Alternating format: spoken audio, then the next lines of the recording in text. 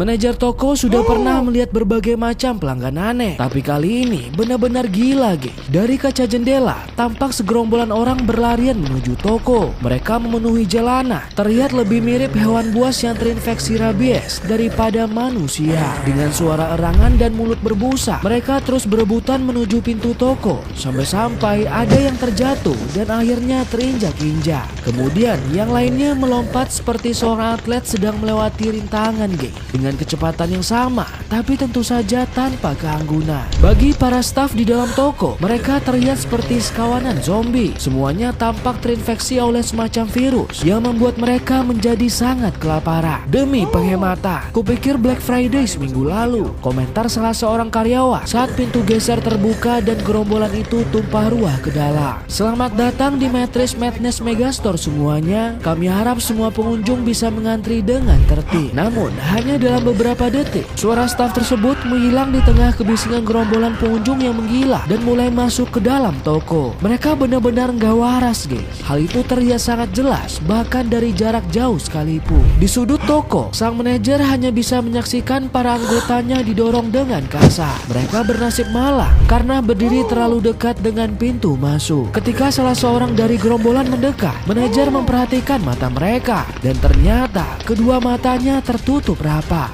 Entah bagaimana caranya, mereka bisa berdiri tegak bahkan berlari bebas dengan mata dalam keadaan tertutup. Lagi pula, matanya tampak tertutup dengan alami, tidak seperti sedang ditutup paksa. Dengan kata lain, seolah-olah mereka sedang tertidur, guys, atau yang disebut juga dengan sleepwalking. Ini situasi yang benar-benar mencengangkan. Pertama kalinya, di pagi hari tepat saat jam buka, segerombolan pelanggan berlari dalam keadaan tertidur yang mereka menerobos masuk ke Mattress Madness Megastore. Mereka menggila dan melawan para staf toko, geng, seolah masih terjaga dan sadar dengan apa yang dilakukan. Yang lebih anehnya lagi, orang-orang ini tidak datang untuk mendapatkan diskon tinggi saat membeli furnitur kamar tidur mereka. Sang manajer toko menatap ngeri. Ternyata gerombolan itu datang ke Mattress Madness Megastore untuk sarapan. Dia memperhatikan seorang wanita tua, geng, yang sedang mengacak-ngacak kasur pillow top California King yang mewah, kemudian memakannya dengan mata yang masih terpejam. Dan dia tidak menggigit sedikit demi sedikit, guys. Bahkan tidak berusaha merobek-robeknya untuk kemudian dikunyah seperti permen kapas, yang mana cara makannya jauh lebih mengerikan. Wanita tua itu menelan kasurnya secara utuh, guys. Sang manajer toko merasa darahnya membeku saat melihat mulut wanita tersebut melebar secara tidak wajar. Tampak seperti ular yang sedang menelan mangsanya. Namun berbeda dengan yang ada di dalam film dokumenter alam. Kali ini ularnya adalah manusia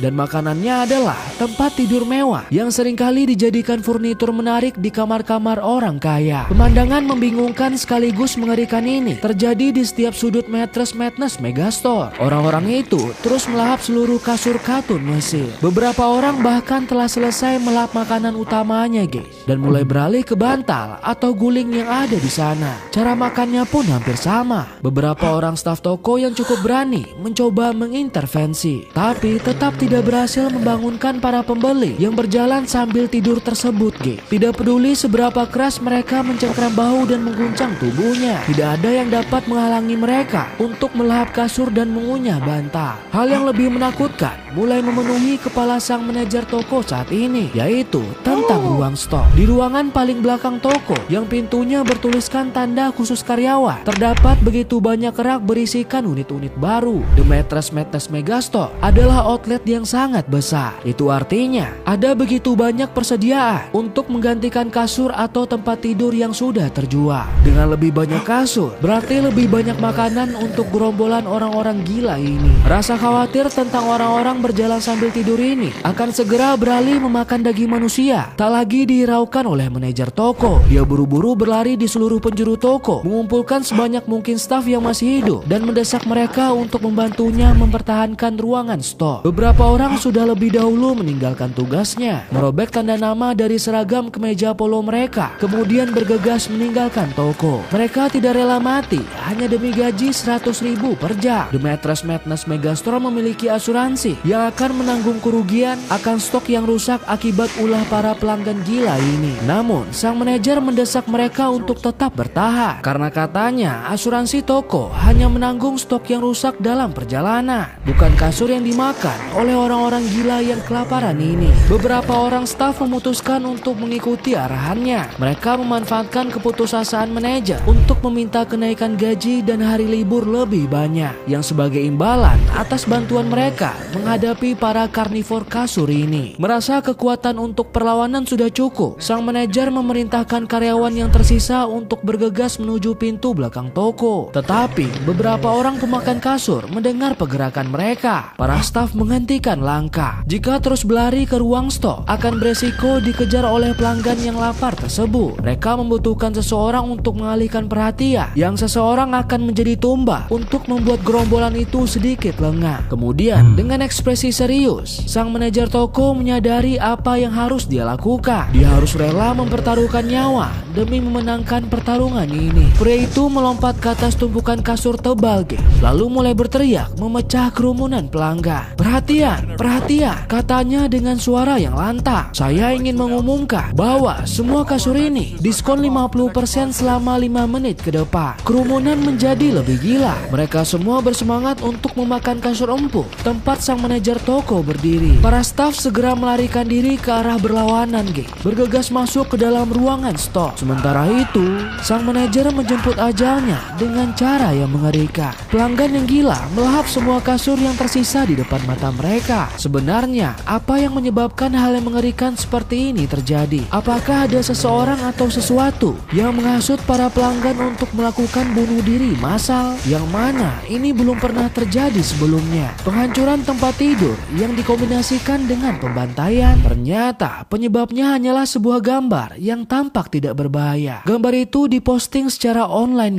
hingga membuat lebih dari 7.000 orang berubah menjadi pemakan kasur. Tanggal 3 Desember 2020, sehari sebelum peristiwa gila yang terjadi di Mattress Madness Megastore, seorang mahasiswa baru saja pulang dari kampusnya. Dan seperti biasa, dia menelusuri berbagai forum internet untuk mencari hal-hal lucu yang dapat menghibur. Pemuda tersebut memang selalu santai dan suka menunda-nunda pekerjaan. Dia membiarkan dirinya terkubur di bawah tumpukan tugas yang benar-benar sudah menggunung. Padahal batas waktu deadline-nya sudah dekat. Tapi pemuda itu tidak peduli, Dia berpikir masih bisa melakukannya esok hari. Menurutnya masih tersisa banyak waktu. Tidak ada salahnya untuk bersantai sejenak dan melakukan hal-hal yang menyenangkan. Namun setelah cukup lama berselancar di sosial media, dia sama sekali tidak menemukan hal yang lucu dan menyenangkan, Sudah berjam-jam dia duduk di depan layar monitor. Bahkan jari jemari tangannya mulai lelah memutar scrolling mouse. Postingan di media sosial semuanya sama. Lebih banyak kabar bencana dan hal-hal suram lainnya. Meskipun dia sudah mencari di mana-mana, tetap saja tidak ada sesuatu yang lucu untuk menghibur dan meringankan mimpi buruknya walaupun hanya 1 detik. Justru yang muncul adalah postingan-postingan pemicu kecemasan tentang keadaan dunia atau artikel berita yang diposting ulang hanya memperburuk keadaan. Begitulah hingga akhirnya sebuah notifikasi muncul di kotak masuk. Itu dari salah seorang teman kuliahnya,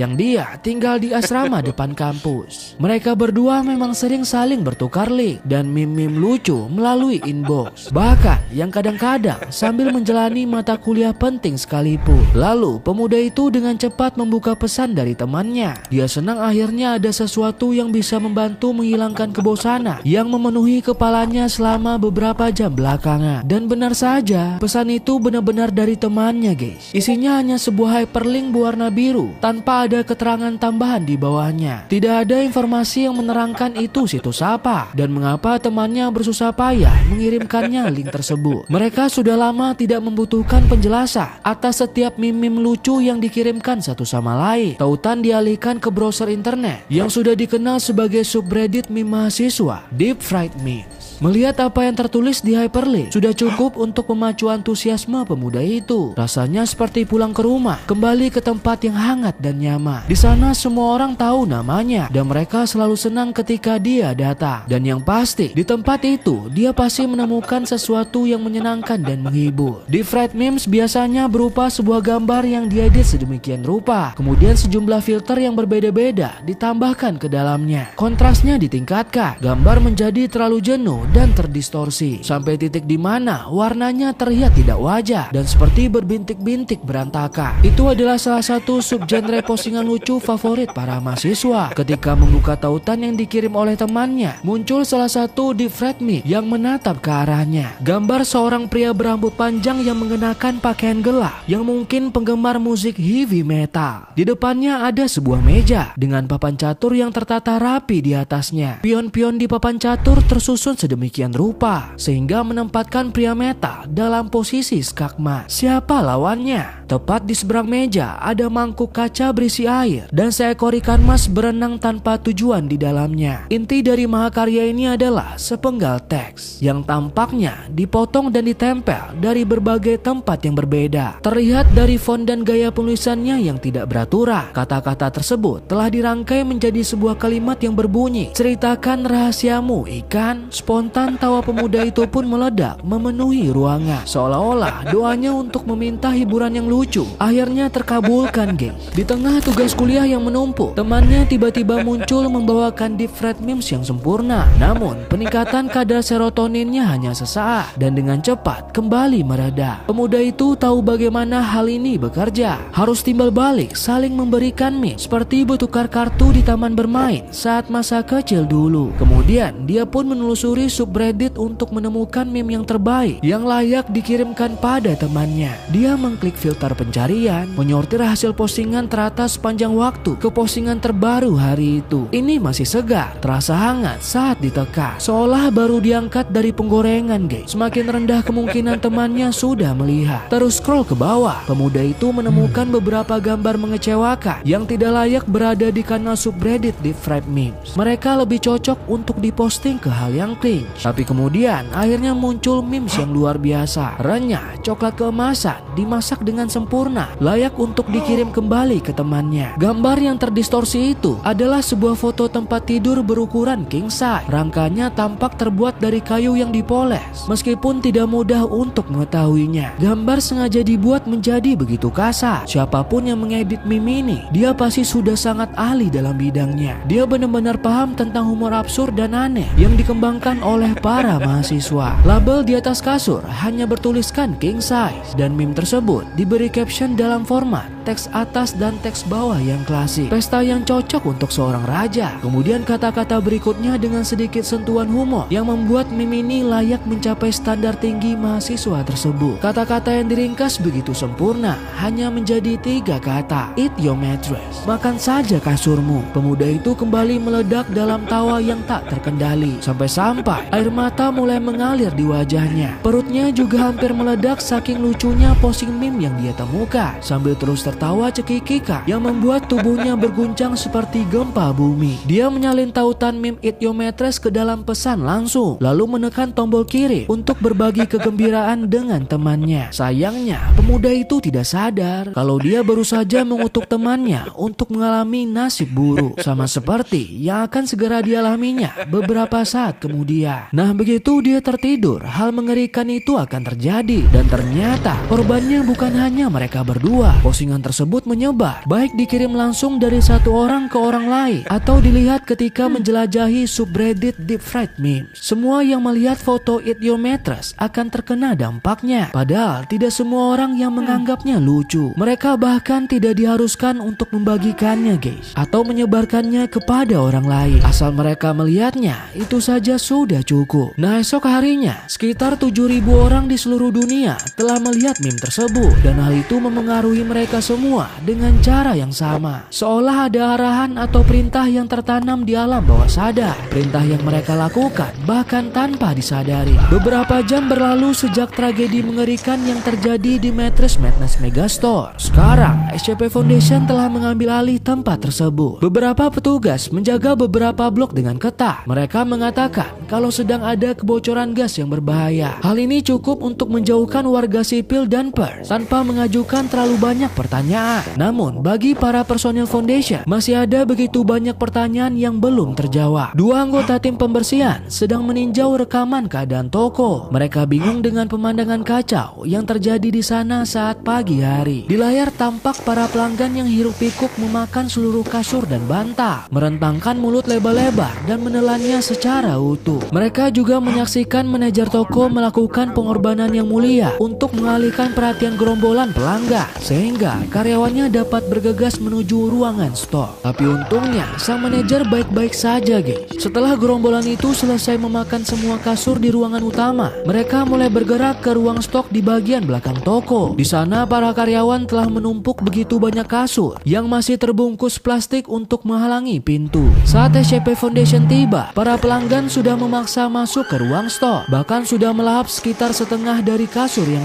ada. Karyawan yang kelelahan masih berusaha membangunkan mereka dari kondisi tidur sambil berjalan. Foundation memastikan bahwa setiap orang yang terlibat dalam kejadian tersebut segera diberi suntik amnestik yang dapat menghapus ingatan jangka pendek mereka. Pekerjaan selanjutnya adalah mencoba melacak sumber dari wabah makan kasur yang belum pernah terjadi selama ini. Karena mereka memang ahli dalam segala hal anomali, tidak butuh waktu lama bagi Foundation untuk menemukannya. Setelah mengkonfirmasi bahwa ini bukan sebuah anomali viral, tindakan mereka selanjutnya adalah menyelidiki kemungkinan adanya penyebab memetika. Dan tentu saja, faktor utama begitu cepat muncul dengan sendirinya. Orang-orang yang menyerang toko Megastore dan semua subjek yang terlibat dalam tindakan memakan kasur di seluruh dunia, mereka memiliki satu kesamaan. Semuanya telah diekspos oleh sebuah postingan Eat Your Mattress di subreddit Deep Fried Memes. Butuh beberapa kali penyaringan dari pihak Foundation untuk mengetahui penyebabnya. Cukup mirip dengan beberapa meme lain yang diposting di subreddit tersebut. Akibatnya, software pendeteksi online milik Foundation Web Crawlers awalnya gagal melacak Eat Your Mattress sebagai gambar anomali. Kemudian saat mereka berhasil, meme itu ditetapkan sebagai SCP-5126. Setelah penyebabnya ditetapkan, potongan-potongan itu mulai dicocokkan satu sama lain, guys. Para peneliti Foundation segera menyadari apa yang telah dilakukan gambar meme tersebut. Awalnya hal ini sempat terlewatkan karena efeknya hanya terjadi setelah subjek tertidur. Pemuda mahasiswa tadi adalah salah satu subjek yang mengalaminya. Dia tertidur di kursi gamingnya hingga melewati tengah malam. Beberapa jam setelah dia pertama kali melihat SCP-5126, dia tertidur lelap tanpa bangun sedikit pun. Dia mulai mencari kasur yang terletak di atas dipan kecil, tepat di sudut kamar asramanya itu, guys. Dia dan semua subjek lain yang telah melihat SCP-5126 akan segera memakan kasur mereka, termasuk bantal, guling, dan bahkan boneka empuk. Tubuh mereka meregang secara tidak wajar untuk menelan makanannya, kemudian kembali normal setelah semuanya selesai. Ketika membuka mata, para subjek tetap tidak sadar kalau mereka baru saja memakan kasur. Foundation masih merasa bingung karena ada satu pertanyaan yang belum terjawab. Pemeriksaan yang dilakukan terhadap ratusan pelanggan di toko Megastore mengungkapkan bahwa kasur yang dikonsumsi tidak dicerna seperti makanan biasanya, melainkan menghilang tanpa bekas, guys.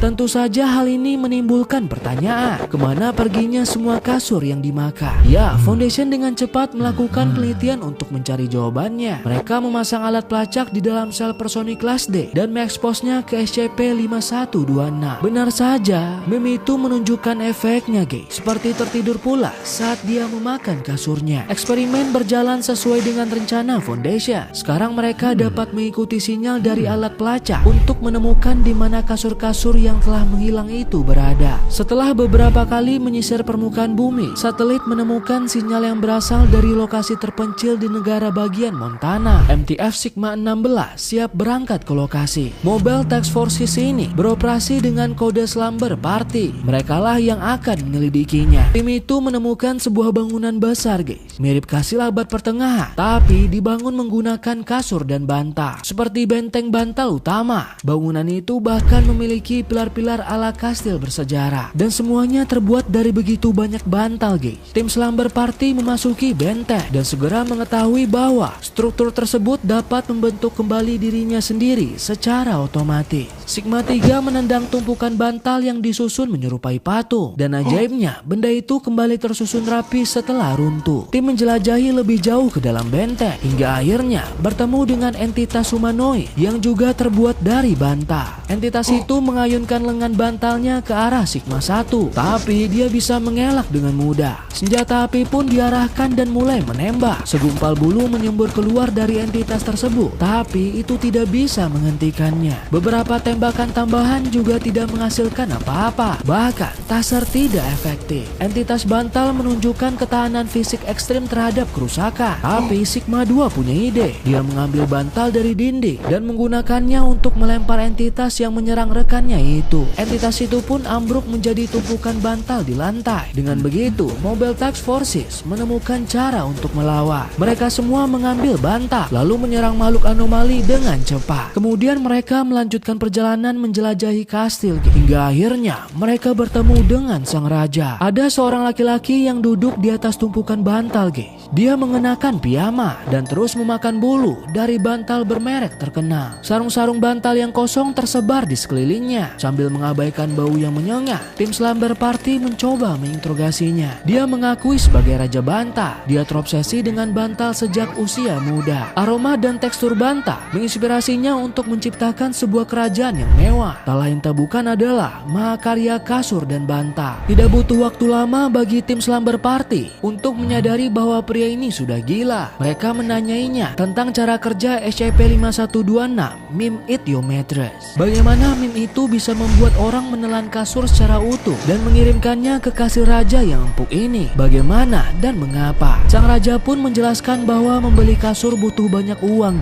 Jadi untuk membangun istana, dia menggunakan cara itu sebagai pengumpulan bahan bangunan. Seperti yang terjadi selama ini, dia menawarkan kepada orang-orang yang terpengaruh oleh meme tersebut sebuah makanan lezat sebagai ganti tempat tidur mereka. Sebaliknya, dia juga bisa mengumpulkan sumber daya untuk kerajaannya. Tiba-tiba saja, sang raja menentang tim Slumber Party untuk adu bantal karena mereka telah melacaknya, Raja mengambil bantal dengan satu tangan lalu menyerang tim Mobile Task Forces yang bersenjata lengkap dan siap tempur itu. Hasilnya, dengan cepat dia dilumpuhkan oleh taser Sigma 1 dan menjatuhkannya ke lantai. Sang raja telah kalah. Pria itu dilabeli sebagai SCP-5126 Strip A atau yang bisa disebut dengan King of Cushion. Lalu dia dipindahkan ke SCP Foundation untuk dianalisis dan diamankan. Pengujian mengungkapkan bahwa dia tidak memiliki sifat anomali apapun. Bahkan perut sang raja benar-benar harus dibersihkan karena banyaknya bulu-bulu bantal yang dia makan. Foundation membongkar benteng bantalnya dan memindahkan semua komponen ke ruang penyimpanan. Lalu untuk Meme Eat Your Mattress itu sendiri, Webcrawler Foundation selalu mengawasi postingan lain dari gambar anomali tersebut. Jangan khawatir jika kalian tertawa brutal melihat meme yang lucu yang hingga harus menelan kasur bulat-bulat. Foundation akan memastikan bahwa kalian tidak ingat hal itu terjadi dan tentunya mereka akan mengganti kasur yang hilang tanpa biaya tambahan, Sangat menguntungkan, bukan? Bukan dong.